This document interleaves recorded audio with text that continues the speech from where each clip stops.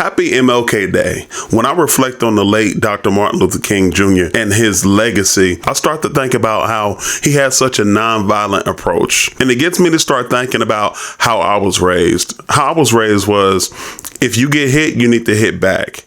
And if you get into a fight, don't lose the fight. Fast forward some years, now I'm grown, and I hear about someone that I know, and their child gets into a fight on the playground, and they literally let the person pin them to the ground and get hit in the face over and over again. And the parents' justification for this was they were teaching their child to turn the other cheek. And I'm thinking to myself, like, is that right? Should Christians turn the other cheek?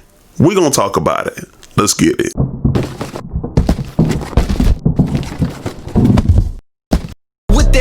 In my heart, watching the swerve off the lot, cooking a lot, man, I'm stirring the... My name is Jermaine, and thank y'all for joining us on That Christian Fam. If growing in the faith is important to you, hit that subscribe button, because over here we like to encourage, empower, and give you everyday practical Christian advice on real life situations. We drop videos whenever we drop videos, so hit that notification bell, because for the first hour, we respond to comments immediately. All right, y'all, let's jump right into it.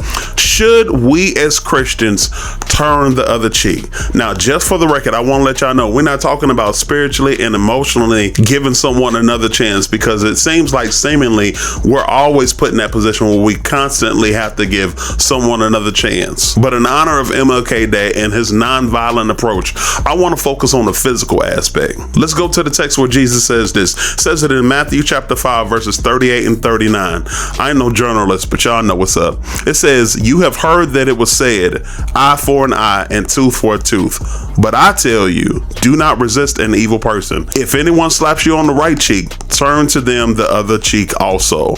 Luke chapter 6 verse 29 says, "If someone slaps you on the cheek, turn to them the other cheek also. If someone takes your coat, do not withhold your shirt from them." Let me put your mind at ease. Jesus is not telling us to just sit there and let somebody punch us in the face and knock out our teeth. That will put us in a very bad situation. Say, for instance, you want to go interview for a job. Nobody wants to hire you because you ain't got no fronts. Don't put that on Jesus.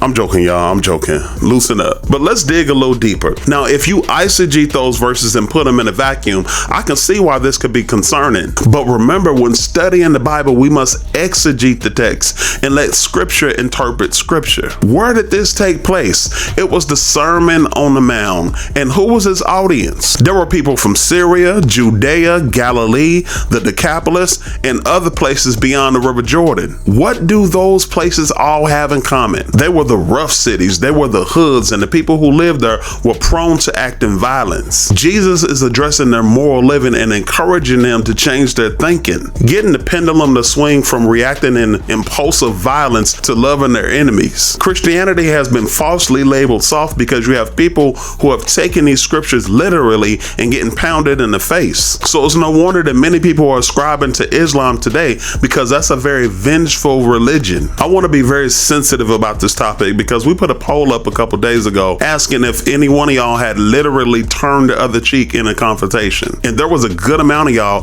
who have literally done this in a fight. While that's commendable, just understand it is not necessary. Let's look at Jesus. He literally gave himself up for us on the cross, but you won't find anywhere in Scripture where he was in a physical altercation, got struck in the face, and literally turned his other cheek. What's so dope about Jesus is that he never asked people to do things that he wasn't willing to do himself. In John 18 verse 32, he's struck in the face by an official, and his response was to question the official as to why he struck him. Then on a separate occasion, he's struck in the face again in John chapter 19 verse 3. God is constantly urging us to love our enemies. Look at our examples in the Old Testament. David had multiple opportunities to kill King Saul, but he spared his life. So when Jesus says turn the other cheek, he's saying don't seek revenge on your enemy, and not to react on impulse by immediately hitting back. I know our natural reaction is to respond immediately with violence, and that's because ever since the fall in the garden, we've been hardwired in sin. But since we've been born again, God is calling us to a higher standard of living. So what are we to do? Are we allowed to defend ourselves and stand our ground? The answer is a resounding yes. You ain't got to get so happy. No matter how loving you are, there are times when people just simply won't listen to reason, and we need to defend ourselves. If not, we can get ourselves severely injured or even killed. In 1 Samuel chapter 17, we see David taking a stand. Though the Philistines were waging war against the children of Israel, Goliath took it a step further and taunted the Israelites for over 40 days. Then finally, David comes on the scene, steps in and says, "Who is this who defies the armies of the living God?" and goes on to kill Goliath. I've been in a few scuffles in my lifetime, and not one time have I ever got hit in the face and turned the other cheek. And I pray moving forward that I never be put in a situation where that's even a factor. But what I have learned over the course of my life is to love my enemies and be gracious to those who do me wrong. And that's what Jesus is calling us to do in the text. Let's be cordial and chop it up in the comments. Thanks for watching. I hope I helped somebody on the other side of this video.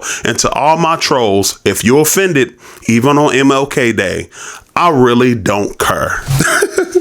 All your friends gone. They like the way that I rock.